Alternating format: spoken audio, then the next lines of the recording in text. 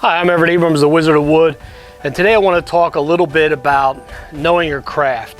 So I'm getting a lot of people, not just the classes, but sending me pictures and so forth, and they've already been out to a job and they don't even know what they're dealing with when it comes to the type of wood they're coming. It could be the species of wood, the type of wood, but also and the characteristics of it, and also sometimes what wood they're going to be working on, specifically when it comes to wood siding. So I tell people a lot of what we do is education, and then the difference we make when we go out to a customer is our knowledge. So if I know about shiplap or tongue and groove, then I'm probably going to get the job over people who don't.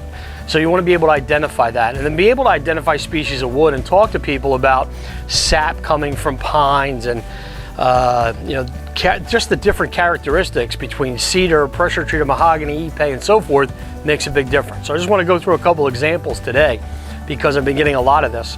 So somebody says, oh, I got a wood house, and they go out and they say, hey, I'm going to do an estimate for a wood house. Yes, we've done a wood house.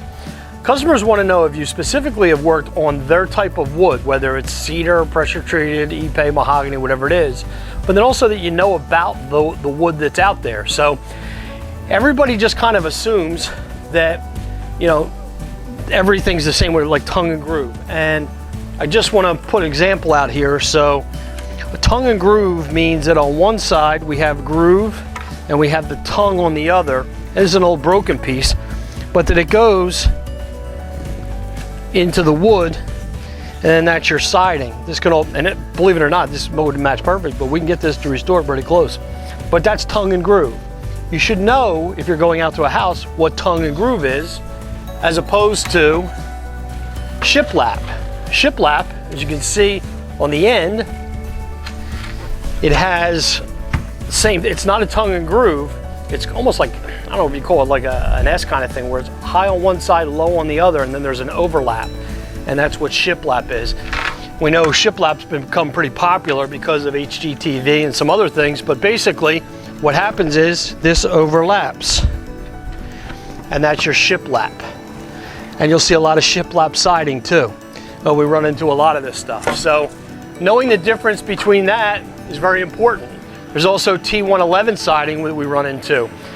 We run into logs, we run into whole logs, quarter logs, and so forth. So it's very important to know about these type of things, and when you go out to a job, to know about it before you get there. So if you know you're going out to a log cabin, you want to bone up on that if you haven't done much. When you talk about a particular job that a customer calls you about for an estimate and you haven't gone, ask them if they can send you some pictures. That way you get the pictures, you can see what it is. If not, you get a hold of somebody like the Wizard of Wood, identify what it is you're working on, and help you bone up on some of that knowledge. It makes a big difference when you go to get that job. The other thing too is, don't assume there's different hardwoods. So you'll get an ipe, you have mahogany. They may look similar, but they're different. People will want to know, hey, have you ever done an ipe deck? It might not be ipe too. It could be garapa, it could be cumaru, it could be another exotic species of hardwood, but to know the difference is important, and people will ask you. Mahogany is still hardwood, but it's much lighter, but there's different characteristics with this than with the ipe as well.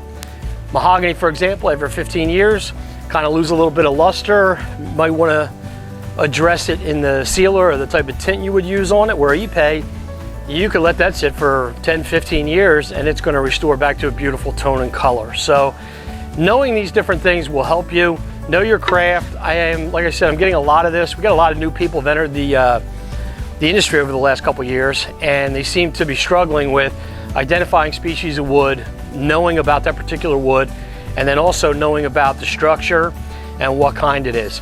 We didn't even talk about fences, but everybody just assumes all fences are the same. However, anybody who's ever restored a fence, a wooden fence, knows that the shadow box or board on board, twice as much more work and more expensive than a stockade fence. So all these things are very important. Don't treat everything the same price-wise and as you're going to attack the job. Know the differences. Bone up on your wood, and you'll come across as more of the expert when you go to the job. That's just a few more tips from the Wizard of Wood. Don't forget to subscribe to the channel and look for some more videos.